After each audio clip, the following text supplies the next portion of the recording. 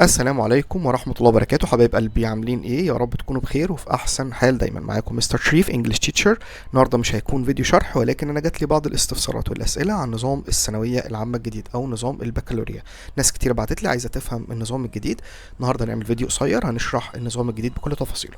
طيب خلينا عارفين النظام الجديد اسمه اول حاجه تتغير، بدل ثانويه عامه يبقى اسمه شهاده البكالوريا، شهاده البكالوريا.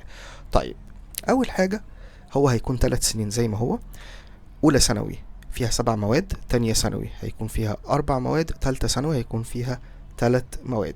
وهيكون عندنا 4 أقسام بدل ما كان الأول 3. يعني احنا كان عندنا الأول 3 أقسام اللي هو علمي علوم، علم رياضة، أدبي. لا، النظام الجديد هيكون 4 أقسام. عندنا طب وعلوم حياة، هندسة وعلوم حاسب، أعمال، آداب وفنون. طيب خلينا ندخل كده سنة سنة. نبدأ من أولى ثانوي ونشوف النظام هيكون ماشي ازاي. أولى ثانوي هيبقى اسمها المرحلة التمهيدية. طيب ده بيبقى عندك 7 مواد أساسيين. عندك دين، عندك عربي، عندك تاريخ، رياضة، علوم متكاملة، فلسفة ومنطق، واللغة الأجنبية الأولى اللي هي الإنجليزي.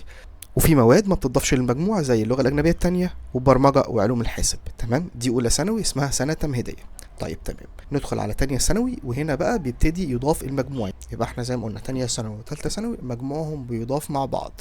تمام، يبقى احنا عندنا 3 مواد أساسية اللي هي العربي والتاريخ والإنجليزي. كل مادة عليها 100 درجة، وفي مادة انت بتختارها على حسب التخصص اللي انت هتدخله. عندك 4 تخصصات زي ما قلنا. لو مثلا طب وعلوم حياة هتختار يا رياضة يا فيزياء. عندك هندسة وعلوم حاسب هتختار يا كيمياء يا برمجة. عندك أعمال هتختار يا محاسبة يا إدارة أعمال. عندك آداب وفنون هتختار يا علم نفس يا لغة أجنبية تانية. تمام، يبقى أنت عندك 3 مواد أساسية ومادة أنت بتختارها على حسب التخصص اللي هتدخله. ده في تانية ثانوي، دي كده 400 درجة. ندخل على تالتة ثانوي، عندنا مادة أساسية اللي هي الدين، ومادتين هيبقوا على حسب التخصص اللي انت اخترته في تانية ثانوي. يعني انت مثلا لو اخترت الطب وعلوم الحياة هيجيلك أحياء وكيمياء. اخترت هندسة وعلوم الحاسب هيجيلك رياضة وفيزياء. اخترت أعمال هيجيلك اقتصاد ورياضة، آداب وفنون، جغرافيا وإحصاء. تمام، يبقى عندك في تالتة 3 مواد، الدين أساسي وبيضاف للمجموع، ودي أحسن حاجة اتعملت.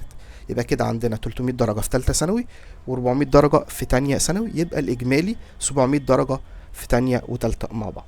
طيب كم ملحوظة كده عايز اقولك عليها. اول حاجة انك ليك فرصتين انك تدخل الامتحان. يعني انت دخلت مثلا في تانية ثانوي امتحان في مايو، ممكن تدخل لو الدرجة ما عجبتكش تدخل في يوليو تاني تمتحن. طب في تالتة ثانوي لو دخلت امتحان يونيو والدرجة ما عجبتكش تدخل في اغسطس تمتحن تاني.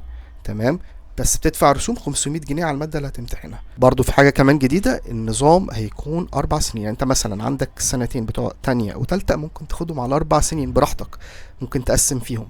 ده نظام جديد اتعمل. من وجهة نظري انا شايف ان النظام ده افضل شوية من النظام القديم، ولكن على ارض الواقع ممكن هيظهر اكتر او هيبان اكتر. خلينا نشوف كده. يبقى احنا شرحنا نظام البكالوريا الجديد او النظام الجديد البديل للثانويه العامه اللي هيبدا تطبيقه من اول السنه الجايه. لو حد في حاجه مش واضحه بالنسبه له يا ريت يسيب لي تعليق وهرد عليه بنفسي. وما تنسوش طبعا تشتركوا في جروب الفيسبوك اللي انا عامله لكم، هتلاقوا عليه كل جديد.